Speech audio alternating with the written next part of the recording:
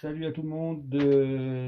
Dans le cadre de la pêche à Corrigan, je vais vous livrer mes petits secrets maison pour la réalisation de mes petites sucreries à Corrigan. Franchement, je pense pas avoir inventé grand-chose sur la ligne là, mais voilà, il m'a été demandé donc je le fais. Alors, pour cette réalisation, on va faire un peu plus précisément cette fois-ci. Apparemment, c'est quand même important pour certains d'entre vous. Alors, on va faire l'inventaire des différents matériels que je vais utiliser. Avant toute chose, les lorgnons. Ouais. Alors, ensuite, on va prendre un bol. Là, j'ai pris un bol avec, dedans, j'ai mis de l'eau tiède. Mais quand je dis tiède, c'est vraiment juste tiède. Ça sert à rien de la mettre brûlante, parce qu'à ce moment-là, il y a tout qui va se démonter dans l'opération où on va l'utiliser. Des hameçons. Bon, là, des hameçons, on a discuté déjà avec certains d'entre vous sur la grosseur des hameçons pour la Corrigan. Alors moi, dans ma région, dans le lac Léman, on utilise particulièrement les hameçons de 12 dorés, Cadiz. Donc voilà, maintenant j'en fais aussi en hameçon de 14. Je descends pas sur du 16 parce que après, vu le poisson et les pétés qu'il nous fout dessus, j'aurais trop peur que l'hameçon de 16 s'ouvre. C'est peut-être surfait comme vision, mais voilà. Donc des hameçons de 12, du fil de soie, ça c'est du JMC, j'ai acheté ça, je crois que c'est du JMC, sauf erreur. Voilà, on a pris rouge pour faire un exemple rouge. On va faire au plus simple. Il va nous falloir un petit peu de résine UV. Alors, on va pas faire un débat, je pense que c'est inutile, un débat sur les résines UV. Hein, pour ceux qui ont l'habitude de laisser des commentaires. Moi, j'utilise celle-là parce que c'est un copain qui travaille, et je ne cherche pas à leur faire particulièrement de la pub, mais voilà pour la petite anecdote, c'est un copain qui travaille dans des travaux de verrerie, où ils collent des verres ensemble et tout ça. Et c'est une résine UV qu'ils ont l'habitude d'utiliser, qui vient de Chine, qu'on l'on paye un prix de misère.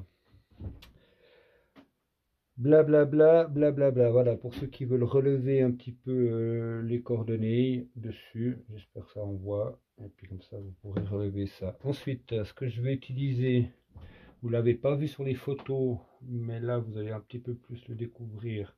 J'utilise souvent pour mes nymphes, surtout si j'ai des couleurs qui sont pas, qui ne captent pas un petit peu les UV.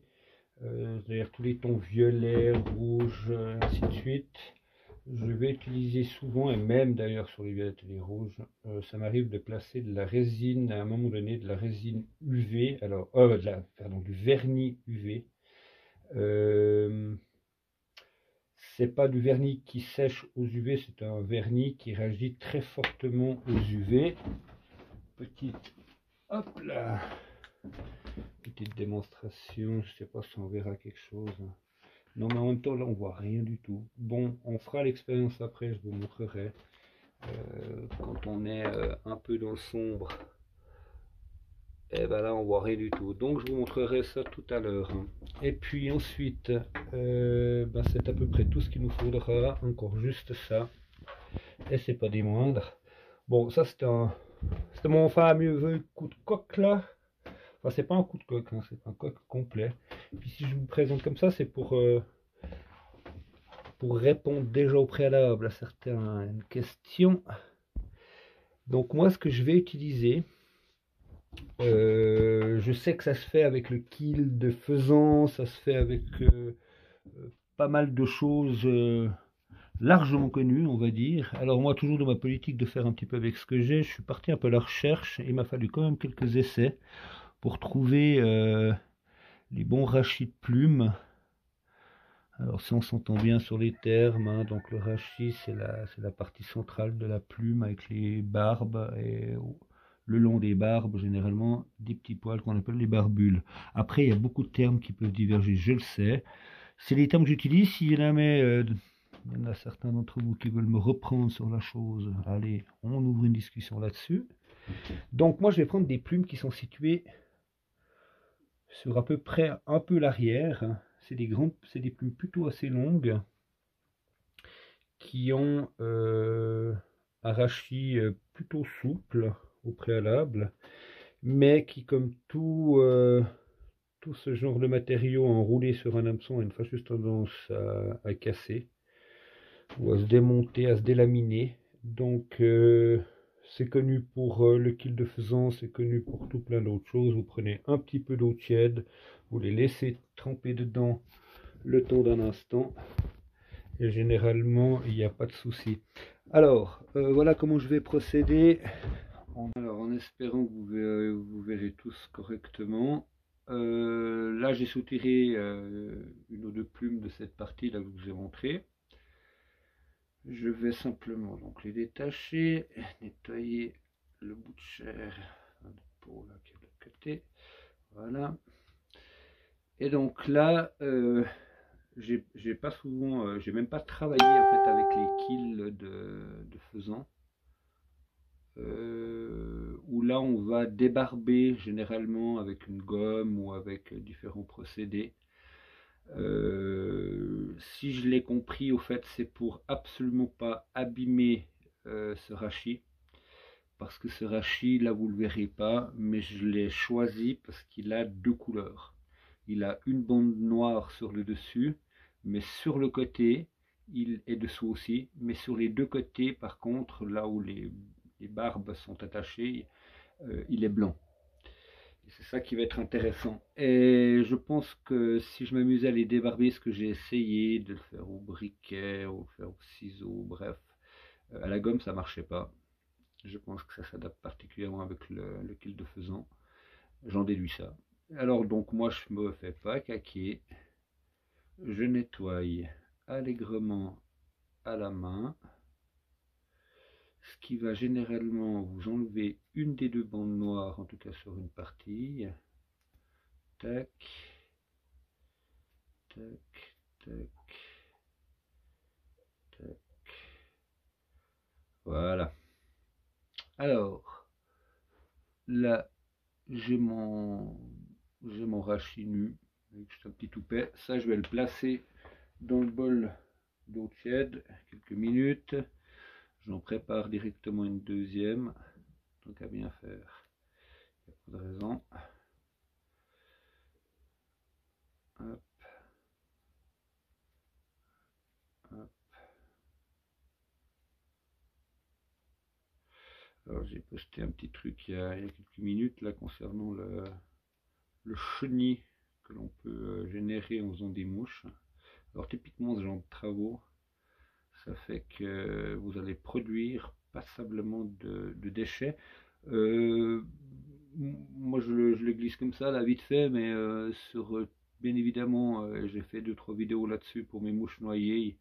J'utilise beaucoup les barbes qui sont dufteuses du début de la plume. Donc c'est toujours bon à récupérer si jamais. Donc ça, hop, on va les poser par là. Donc celui-là, il est aussi prêt et il va partir dans le petit bol là. Donc on va les laisser un petit moment là-dedans. J'installe la caméra et puis on va commencer à préparer l'hameçon avec tout le montage. On se retrouve à tout de suite. Alors on se retrouve pour la suite du montage, poser l'hameçon, mis du fil rouge de montage comme sur une nymphe habituelle. Je vais prendre un de mes fameux qu'on a fait tremper. Tac. Juste enlever un petit poil qui est dessus. On fixe.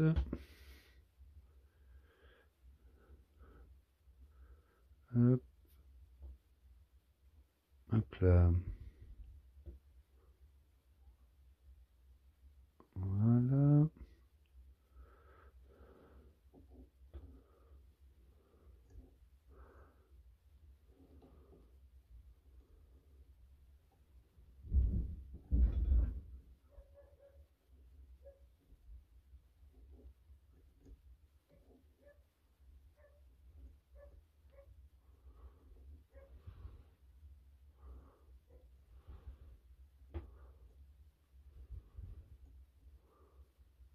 Hop là.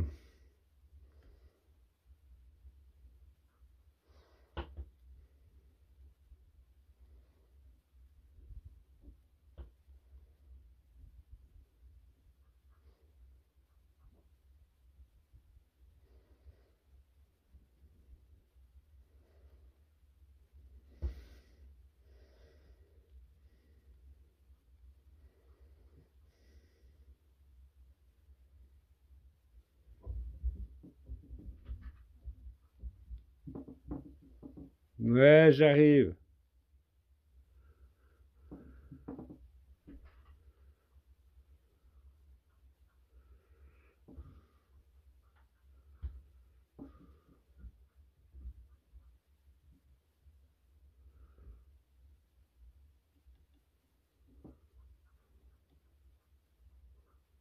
Hop, je fixe. Kill. Je coupe l'excédent. Je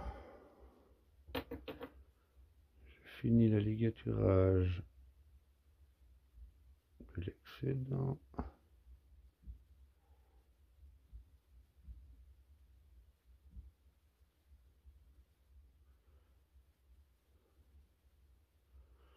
Et je fais ma tête. Tout ce qui est plus simple. Après, la pose du vernis, il faudra être bien soigneux. Je vais faire une tête plutôt de nymphe, c'est-à-dire assez grosse.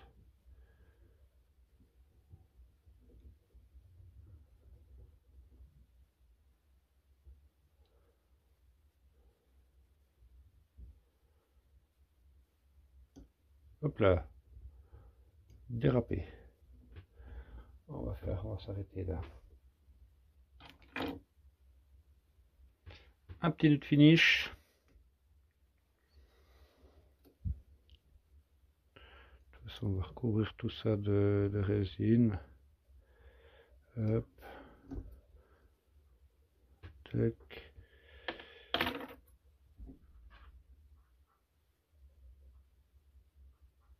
Hop.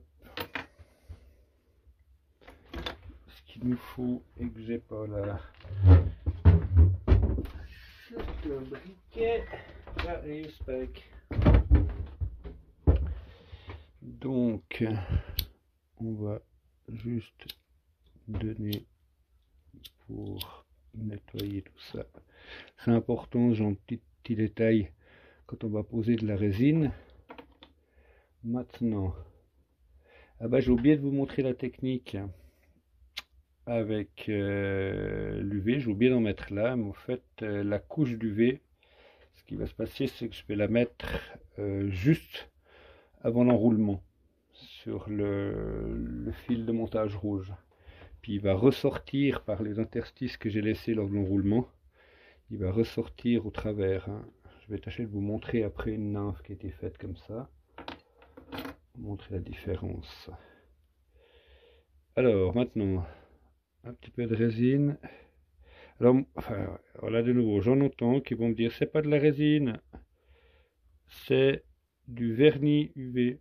Alors moi je marque cette différence entre le vernis que je vous ai présenté avant qui réagit aux UV lorsque les UV viennent le frapper, non pas sur un durcissement mais une réflexion des UV. Et puis alors ça je dis que c'est du vernis UV parce que dessus c'est marqué vernis. Et je doute pas que sur le même genre de produit que j'ai sous l'appellation résine, sur mon récipient de résine UV que je suis en train d'utiliser là, qui durcit aux UV, c'est marqué résine. Alors, on va pas se prendre le chaud sur les appellations de produits. Hop, je vais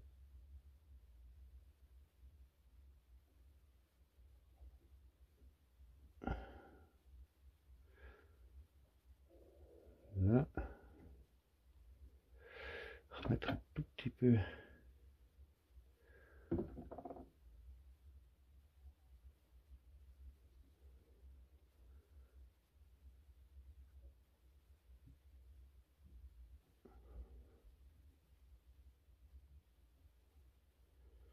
Moi j'en mets plutôt assez au départ. Ensuite je suis ma pointe et avec ma pointe je vais venir la retirer là où il faut. Pas trop sur l'arrière, plutôt sur l'avant pour notre tête. Là, on a fait une bonne grosse tête là. Et maintenant, un petit coup de lampe UV pour la faire durcir. On garde une sorte de petit mouvement.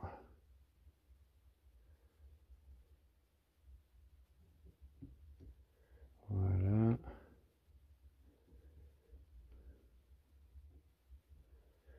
Voilà.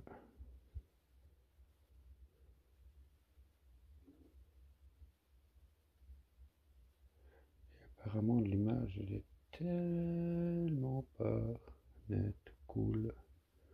Je vais vous faire une photo de la bête finie. Alors voilà ce que ça vous donne. Là, je vais juste reboucher ma bouteille de vernis. Hop. Voilà ce que ça donne. Elle est où ma louloute? Elle est où la louloute? Voilà ce que ça donne.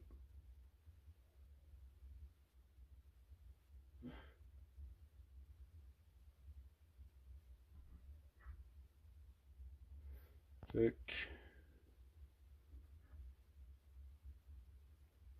Je vais dégrossir un petit peu parce que ça on aura une meilleure qualité d'image.